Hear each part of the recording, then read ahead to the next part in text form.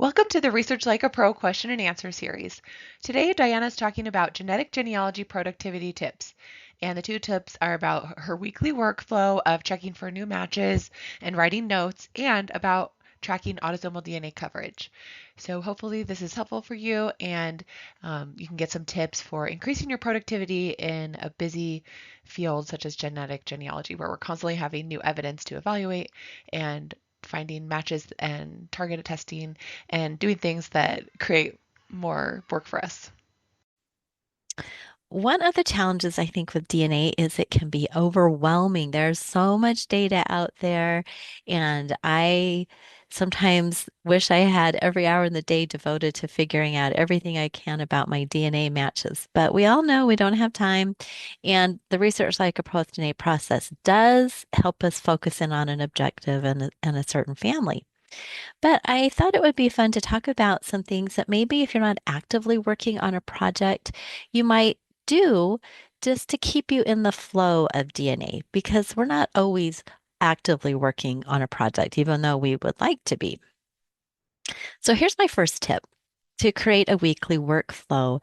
And this could be something you schedule on your calendar, maybe at the end of the week when you just want something kind of fun to do.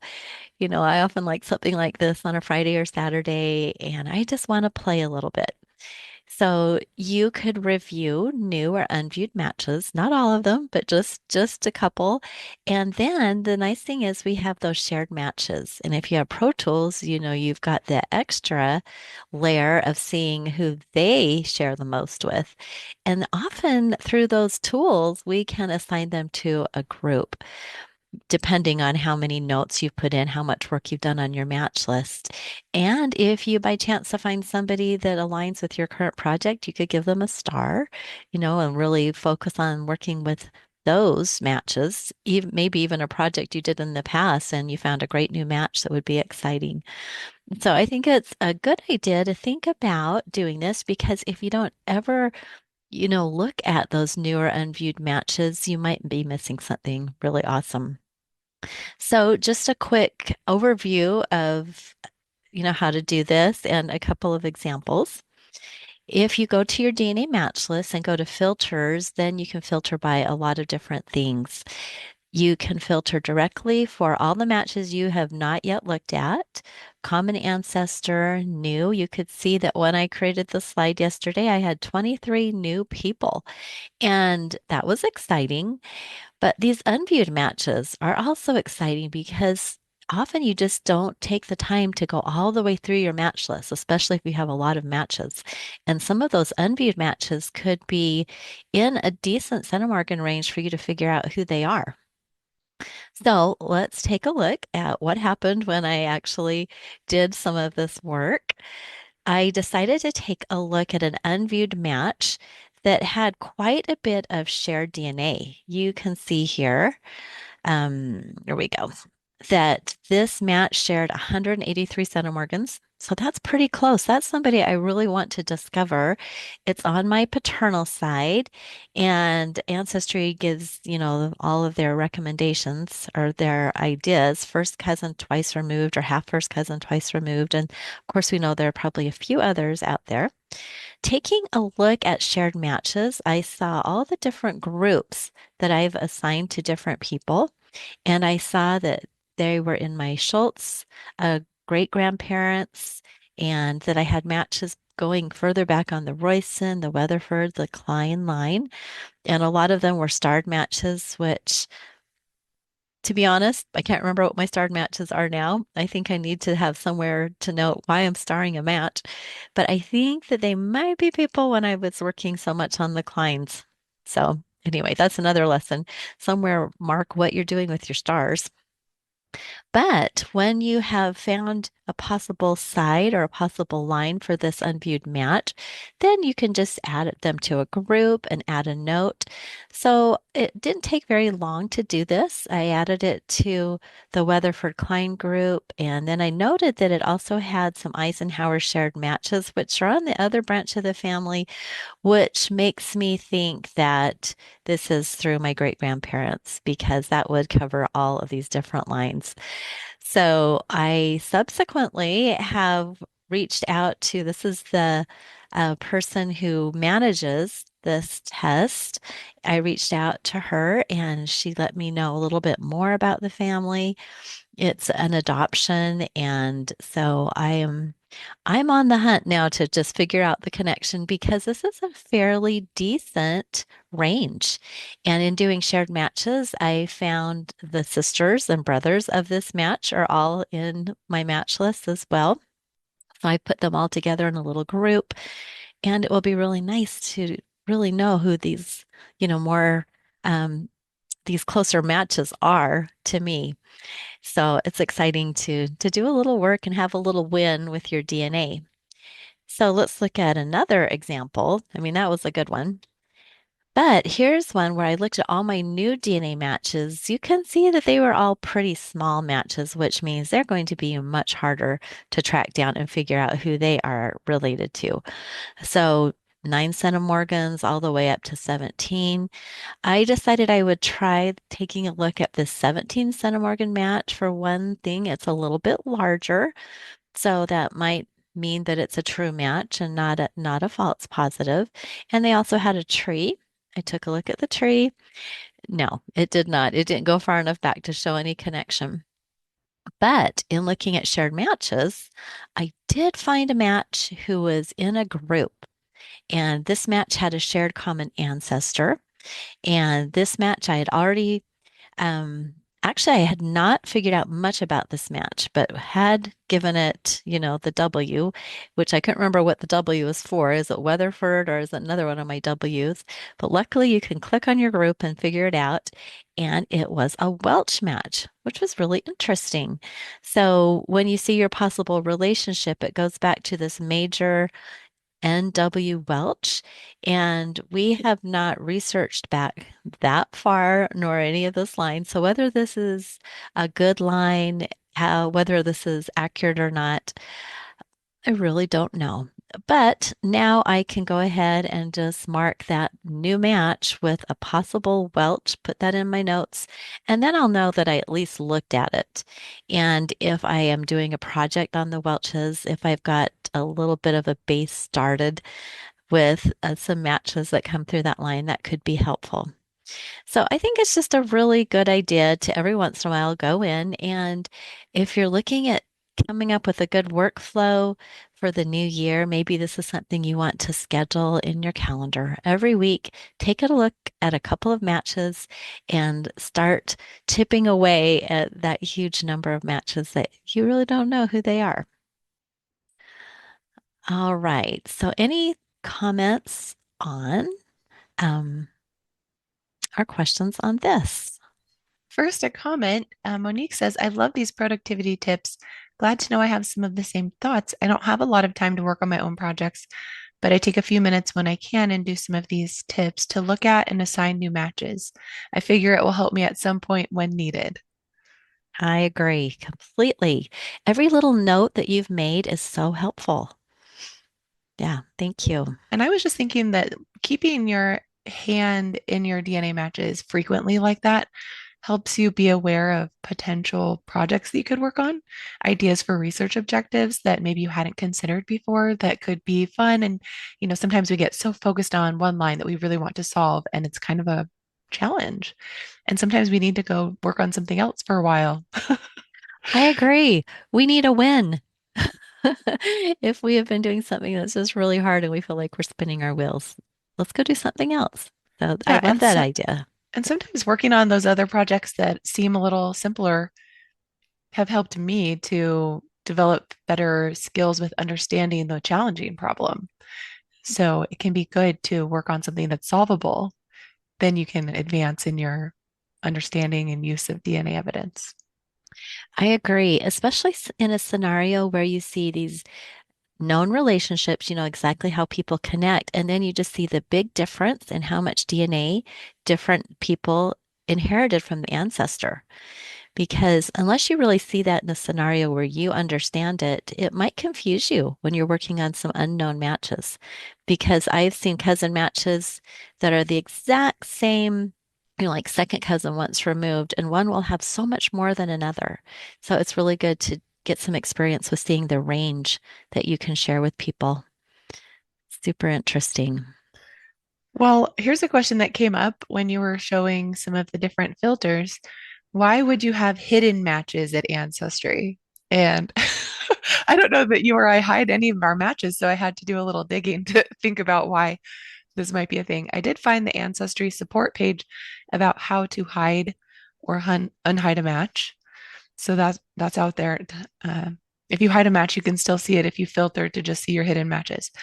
One thing I thought of is if you're doing a presentation where you're doing a live demonstration, Mm, you could go and hide some of the matches if you didn't want to share some of those. Another is maybe just you don't want to see all of the children of matches. So, like if you found out someone is a child of one of your other matches, you could hide them because you just don't want to be distracted by a redundant match. that is interesting. Oh, Who knows? I did honestly, I did not know you could hide matches. I had never Well, even thought of that. now you can I hide like anyone that. who you want because Mm. maybe you just don't like their picture or whatever it is. I don't know. Or maybe they're the match you can't figure out and you just don't want to see it anymore. This is annoying you. Yeah. Oh, that is so fun. Thanks for bringing that up. I think there's all sorts of scenarios. Interesting. Well, and I think sometimes people have a branch of the family they don't want to work on, maybe. And so Mhm. it could just be a temporary thing. Like you just want to focus in on the ones that you're working on. Who knows? Yeah, I agree. Okay, another question was, do DNA match notes appear with person notes in your tree? Not that I know of. I believe they're just on your DNA match page. Agreed. Yeah, I haven't seen that carrying over. Mm, yeah. Yep, I haven't either. Okay, well, let's go on to tip number two. Another tip that you might want to do when you need a little break from your hardcore research is to work on tracking your ancestral DNA coverage. And we do have this in the lesson for productivity, but I thought it would be fun to talk a little bit more about it or remind you about it, especially right now when we have got DNA kits on sale. It's the holiday season and they are probably the lowest I've ever seen them. This might be a good time to purchase some just to have on hand. And then you could think about who out of all of your relatives would give you the most coverage for an ancestor. You want to be getting that coverage up, especially for our ancestors who lived a long time ago, who are further removed from us. We want to be, getting it. Nicole and I have talked about how much coverage we would like, but we're thinking we'd like to have at least 10% or 15% because if you have just one test for someone and they're your fifth great grandparent, you're only covering, I don't even know what it is, 2 or 3%, not very much of their genome. So it might be fun or interesting or actually very helpful for you to think about who is living among all of your relatives and who would be really good to take a test. We often talk about getting that oldest generation, which is fabulous. But if they are all gone, then think of getting your second cousins, getting those independent branches or your third cousins who could take a test. And you may not know who they are. You may have to do some research or connect with them somehow. But how would you track this? Well, for this very reason, I created a few years ago my Airtable template, which is track your ancestral research. And first I did one just for the basic research, and then I realized I really wanted to be able to track my DNA as well. So, a really easy way to find the templates is just to go to familylocket.com, and on the sidebar of the page, you will see direct links to our Airtable templates. You can click on Nicole or you can click on me to get mine. I've only done two. Those are my two right there. And you can go check them out. You can copy them, use them for your own use, delete all the information I have in there, or start with a blank page. And I thought I would just go over it for a minute or two to show you how you can use it. So you enter in the names of your ancestors, and I chose to have paternal and maternal. So this is my paternal line, and I put in birth and death dates, and then their on and TOEFL number. And if you don't know what that is, you can Google that and learn a little bit about that. Basically, as you're numbering your family tree, you start with yourself as one, and your dad is two, your mom is three, your paternal grandpa's four, and paternal grandma's five. And then you don't see six and seven here because they're maternal ancestors. So then I skip to eight, nine, 10, and 11. So it's nice to just see a chart if you have never done this before, and then you can understand. But I decided to put that in there just so I could kind of track who was who. I put in localities. You can put as many as you want. And then this research status. So I took this idea from Yvette Hoytink, who came up with the idea of giving your research a status. So, number one is you've not done much. You know their name. You know a little bit about them. Number two, you know a little bit more. And you go all the way up to six, where you've written, I think it's five, the GPS, where you've met the GPS, you've documented them, and you've written a conclusion. So you can see I've really only done that on one of my ancestors with this complete written conclusion. So this is the goal that I would have to do that with more of them. And you can put in notes, and then you also have links for your any projects, research logs. Those are also, fields there that you can use. But over on the DNA side, we also have a DNA research status. And Nicole and I put our brains together and thought of some ideas for what your status could be, starting with you really don't, you just know they're a genetic ancestor and you haven't done more with them, all the way up to you've again written a good summary, you've proved them all with DNA. But the thing that for me is really helpful is having a list of who all of my test takers are. And of course, I created this before we had the ability with Pro Tools to see how much DNA other people shared with each other. And so these were people who would give me access to their results. And I still like that because then we can see all of their matches, whether we are sharing or not with those people. So I think I will still keep this to people who have given me access to their DNA. And then I use the coverage calculator over at DNA Painter to come up with my actual coverage by showing all the different people who have descended from that ancestor who've taken a test. And I used it for calculating all the different companies. So at Ancestry, Family Tree, DNA, 23andMe, and MyHeritage.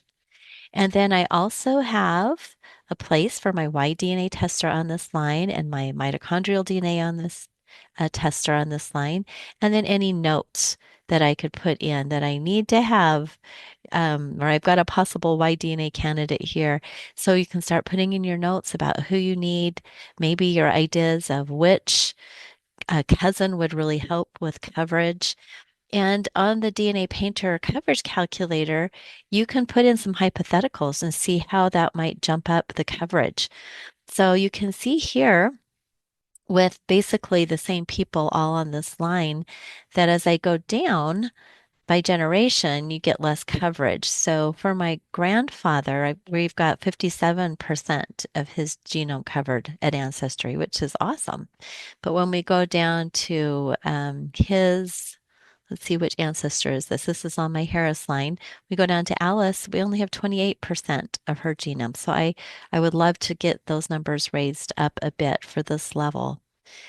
So this might be something that would be helpful for you to start to track this and see where you're at, make a plan, buy some tests, and see if you can get more DNA information. Now you'll notice that these three columns or fields, mitochondrial, Y-DNA, and autosomal DNA test takers, they are linked fields. And so when you enter a person here, like for instance, myself, you go look at the DNA test takers table. And then on this table, you can put all the information about that test taker. So here I can put, the different ancestors that my DNA applies to, which would be all of them on this.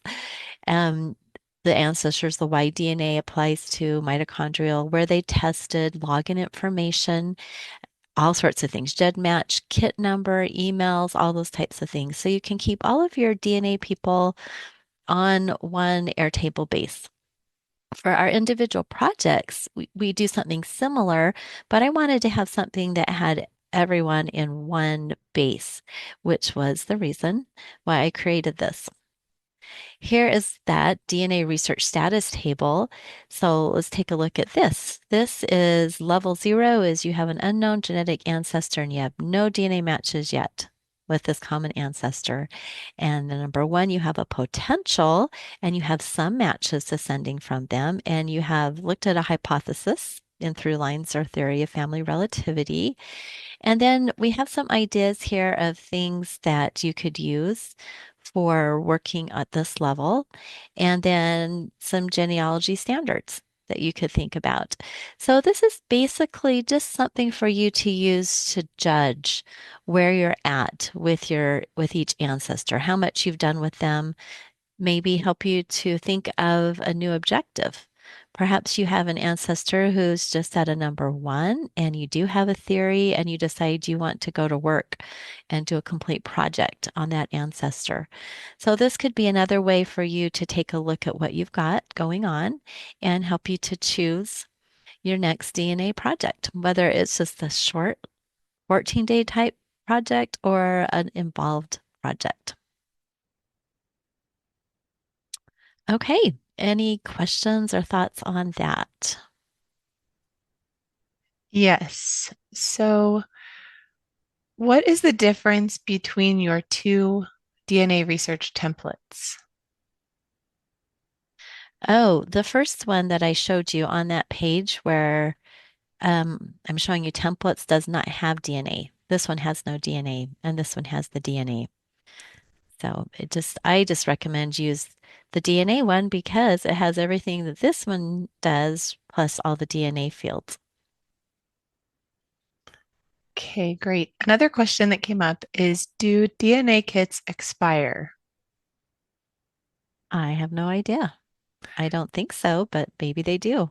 Well, I think the question refers to unused ones. So if you bought one and Hmm. it's 10 years old, can you Right. still use it to test somebody? I don't know. I don't know. If you haven't opened it at all, you would think it would still be viable, but that would be a good question for the testing company to ask them. I have heard that some Yeah. do expire and that they Mm. will send you another one. Yeah, I would think that they would, because if your test fails, they will send you another one for free. So that's a good point that maybe be careful how many you buy because they might expire, or to know about that before you do purchase them. Yeah. Yeah. So if you think yours has expired, I would just reach out to whoever you bought it from and ask them and then see if they'll send you a new one if it has expired. And then another question came up. Can we count coverage using shared matches of matches without having access to their full kit? I think that's up to you how you want to do that. Honestly, I think that it really does give us pretty good coverage. It is limited, however, because as I said, you may not, as you go further back, up your tree, they are going to have more matches than you or different matches than you. So I don't know that it would be considered full coverage. I that's a good question. I don't know if it would be um, worthwhile to count it or not. I think you have to decide that No, I don't think yourself. so. It doesn't give you the coverage. It gives you more information, but it doesn't give you more coverage. And more coverage comes from having those matches that you don't have. There you go. And so you can only Yeah. see the matches you already have. Now you can see how much other people share with them in the shared matches list, but you're not getting more coverage by getting more matches. Because the whole point is to get all those matches that you don't have. That's exactly right, Nicole. Yeah, That's a you just good. have to think about the Venn diagram. And Hmm. in the Venn diagram, all of the matches that are in your own circle, you already have that, and that's already accounted for in your own test's coverage. When you add the other person's test, that's the other circle. And where you overlap, those are matches you have in common. But where their circle doesn't overlap with your circle, those are all the matches you're trying to capture by testing other people who descend from the research subject in another way. Right. And often this is how we solve our case because we reach out and we look at the matches that another relative has. And those could be the ones that we really need to make the difference in our project. So it's important to consider this idea of coverage and it's important to track it and think about where you're at.